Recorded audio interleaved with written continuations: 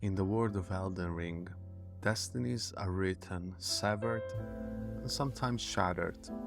Heroes and demigods rise, each with rules that may be preordained, yet some paths are left broken and unfulfilled. What follows is a deep dive into one of the most enigmatic tales in the lands between. A speculation on whether a union once destined between Ranni the Lunar Princess and Godwyn the Golden could have existed. This theory gains weight when considering Ranni's fateful decision to kill Godwyn, choosing him above all others. It's crucial to approach this narrative with a discerning eye. The connections we draw are based on symbolism and should be taken with a grain of salt. Today we'll explore: was there a union once destined between Ranni and Godwyn? And if so, how did this broken bond shape the world they left behind? To understand this potential bond, let's start with Ranni and Godwyn themselves. Ranni, daughter of Queen Rennala and Radagon, represents mystery and independence. As an Empyrean, a chosen candidate of the Greater Will, she walks her own path, steeped in secrets and lunar power. Godwyn the Golden is the son of Queen Marika and Godfrey, embodying gold's radiance and loyalty. Known for his strength and regarded as a beloved figure, he is the reminder of the Golden Order's reach across the lands between.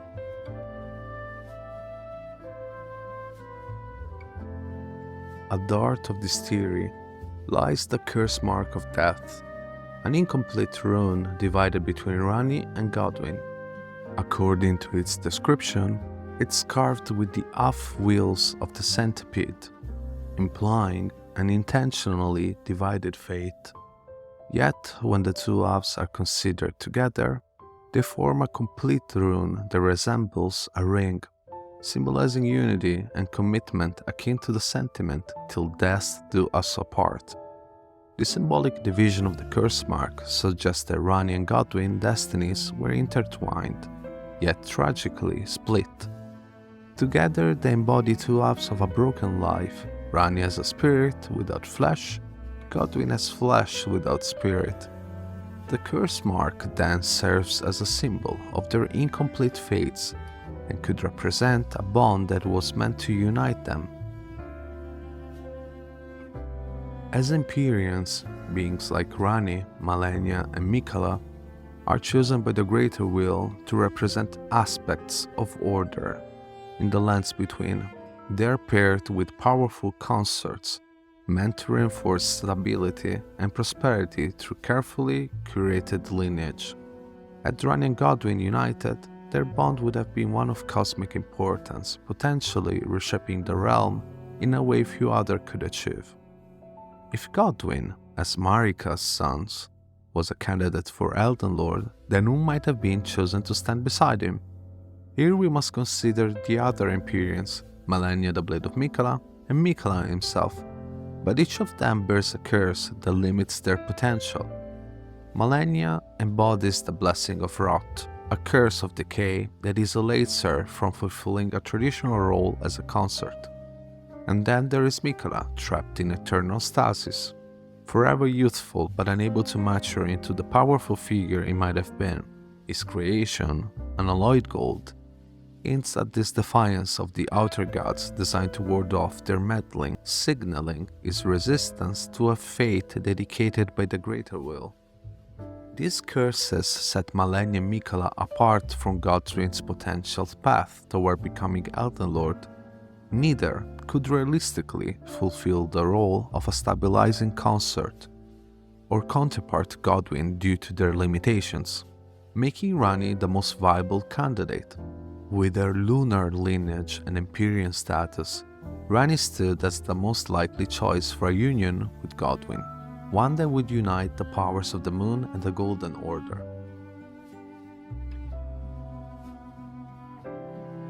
Adding further intrigue to this theory is the fact that Ranni possessed the Dark Moon Greatsword long before she knew she would eventually wed the player character at the end of her questline. This legendary weapon, imbued with lunar energy, is a moon greatsword bestowed by a carrion queen upon her spouse, honoring a long-standing tradition. Its design reflects Ranni's sigil, a cold and leaden full moon. This sword serves as a powerful gift for an intended partner, reinforcing the notion of an intended union. Accompanying it is the Dark Moon Ring, which was crafted and kept in Renala's library even prior to the player's character arrival in the story. The ring depicts a leaden full moon symbolizing a cold oath and is meant to be given by the lunar princess Ranni to her consort. As an Empyrean, Ranni's consort would by rights earn the title of Lord. However, the engraved warning within the ring reads, "Whoever thou mayst be, take not the ring from this place. The solitude beyond the night is better mine alone." This inscription implies that the ring was intended to signify a commitment. During a pivotal moment in the story where we present Ranni with the Dark Moon Ring, it is noteworthy that she already wears a ring on her engagement finger. If the fingers, as the ruling power and vassals of the Greater Will, intended a union between Ranni and Godwyn, their marriage would have symbolized a harmony between the mystic forces of the moon and the life-affirming light of the Golden Order, bringing peace and uniting their bloodlines. Ranni's Dark Moon represents mystery, independence, and a distant cold wisdom, in stark contrast to Godwyn's golden light, symbolizing life, loyalty, and warmth. Ranni's choice to sever herself from her Empyrean body and embrace the path of the Dark Moon was, as her Dark Moon spell described, her own choice to cast aside the Greater Will influence. By discarding her flesh, she rejected the golden lineage, severing herself from a destiny that might have tied her to Godwyn or the Golden Order. This decision wasn't simply one of personal freedom. It was a declaration of independence from any union imposed upon her by the Greater Will and the Two Fingers. Ranni's act was a choice to forge a new path, a path beyond the control of the Golden Order. Let us speak of the past a while. I was once an Empyrean, of the demigods. Only I, Miquella, and Malenia could claim that title.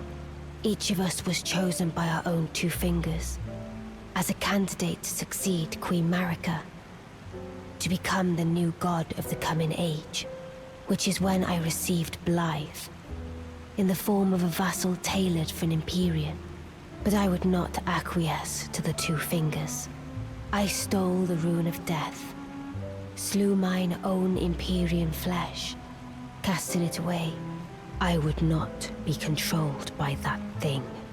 The Two Fingers and I have been cursing each other ever since, and the baleful shadows are their assassins.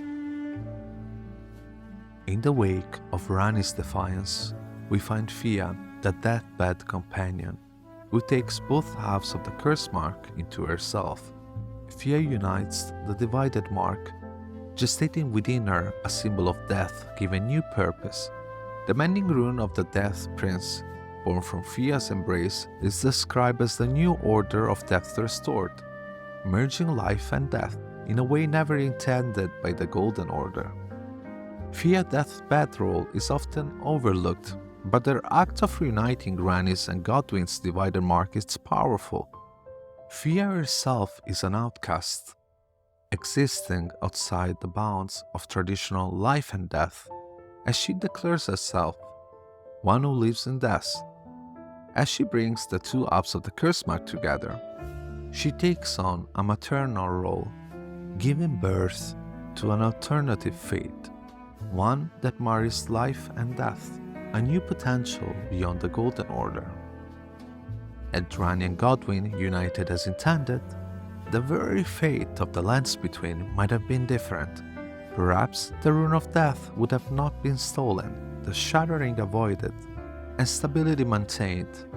But Ranni's defiance and the curse of Malenia and Miquella made such a future impossible. In the end, it's the player who decides the ultimate path of the lands between, with the knowledge of Ranni and Godwyn's bond lost potential. Hello there, I would like to thank you for reaching the end of the video. As stated before, this is a speculation based on symbolism and nothing else. I thought it would be fun speaking about this subject. I know that it cannot be proven with certainty why Godwyn was chosen, but while I'm working on the third part, which will talk about Malekith and his role and perspective regarding the Knight of the Black Knives, I wanted to, how should I say, to talk about this subject too, because I felt like it was important sharing this little idea that I had. Anyways, thank you for watching, and ciao! This is goodbye, my dear, but I am satisfied. I choose to lie with Godwyn of my own will, not the remains of one chosen for me, and I will bear a child who will inherit your warmth too. What greater blessing could there be?